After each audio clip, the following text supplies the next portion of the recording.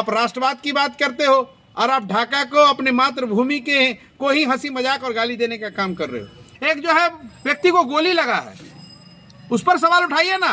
2024 ये जाना जाएगा कि सेवादारी करके बिना पार्टी बिना सिंबल के भी चुनाव आप लोगों की मदद करके और लोगों से मदद लेके आप चुनाव जीत सकते हैं।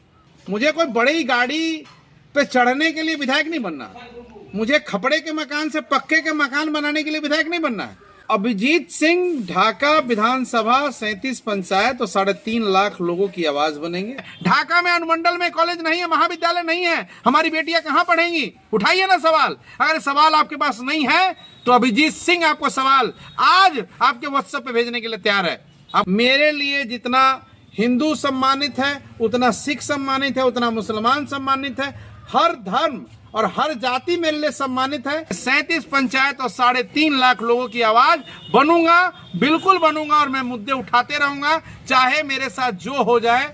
रणनीतियां हमारी कई रणनीतियां थी, जिन रणनीतियों में सबसे जो बड़ी रणनीति देखने को मिला, जो लोगों ने भी जाना प्रणाम पुण्य, उस पर हम लोगों ने बहुत ही विशेष रूप से 10 महीने 1 साल लगा के हम लोगों ने काम किया है। और पप्पू यादव जी कोई पहचान के मोहताज तो थे नहीं, पप्पू यादव जी जनता के उम्मीदवार थे। अब रह गई बात की सिंबल पार्टी, क्योंकि ये एक चला हुआ है कि भैया पार्टी का सिंबल होना चाहिए, एक पार्टी होनी चाहिए, है ना। लेकिन 2024 ये जाना जाएगा कि सेवादारी करके बिना पार्टी बिना सिंबल के भी चुनाव आप लोगों की मदद करके और लोगों से मदद लेके आप चुनाव जीत सकते हैं। ये सबसे बड़ा प्रमाण 2024 का चुनाव पूर्णिया लोकसभा है, जिसमें पप्पू यादव जी ने बता दिया।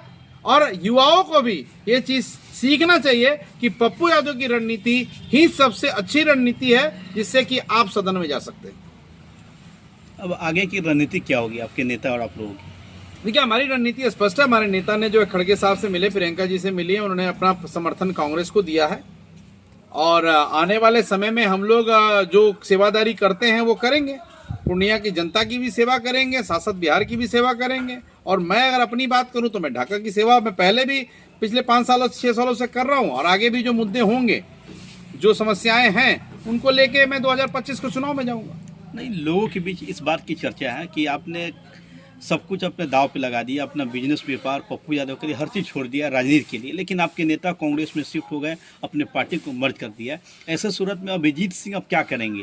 देखिए, अभिजीत सिंह ढाका विधानसभा 37 पंचायत और 3.5 लाख लोगों की आवाज बनेंगे। इसमें कोई इफ बट नहीं है, कोई सवाल नहीं है।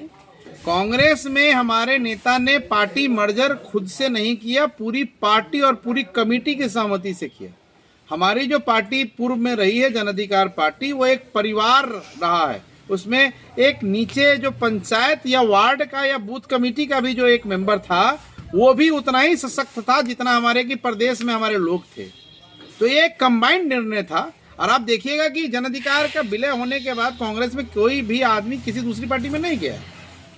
अब कांग्रेस में कुछ आने वाले समय के, कांग्रेस सबसे पुरानी पार्टी है, वैचारिक पार्टी है, कुछ समय आने के बाद कुछ बड़े निर्णय होंगे और उसके बाद जिसको जहां जगह मिलेगी वो जगह पकड़ेगा।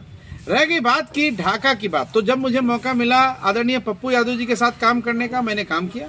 अब बारी ढाका की है, मैं पुनः ढाका लौट चुका हूं, क्योंकि लोकसभा चुनाव था तो मैं 8-9 महीने से व्यस्त था ज़्यादा वहां पे, क्योंकि एक बहुत ही मजबूत लीडरशिप बिहार का और भारत का लड़ रहा था, उनकी सेवा करनी जरूरी थी। उसके बाद मैं अमेठी और रायबरेली में मैंने जाके काम किया। और अब मेरा एक ही और लक्ष्य है, वो ये है कि ढाका की मूलभूत समस्याओं को मैं अगले 1 साल तक उठाऊं। और मुझे विधायक या जो भी आप लोग कहते हैं, वो सिर्फ केवल इसलिए बनना है, बहुत स्पष्ट है, कि मैं सदन के पटल पे सवाल रख सकूं। मुझे कोई बड़ी गाड़ी पे चढ़ने के लिए विधायक नहीं बनना है, मुझे खपड़े के मकान से पक्के के मकान बनाने के लिए विधायक नहीं बनना है, मुझे अपनी जेब में 1000 रुपया, 5000 रुपया या 5 लाख या 5 करोड़ रुपया कमाने के लिए नहीं बनना है।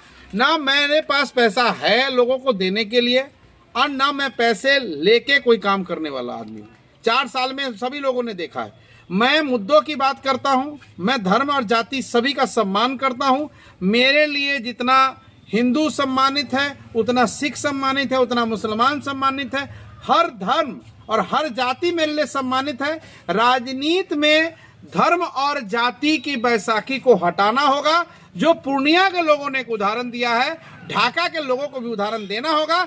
अन्यथा आप 1 साल 1.5 साल पहले आपको याद होगा कि दो यहाँ के जनप्रतिनिधि जो सदन में थे, उन्होंने ढाका के नाम पर जिस प्रकार से हंसी मजाक और गलत व्यवहार करने का काम किया।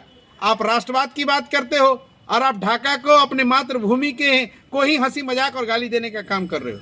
आप क्या स्पष्ट करना चाहते थे कि जो ढाका में 70,000 65,000 जो मुस्लिम हैं वो हिंदुस्तानी नहीं है क्या?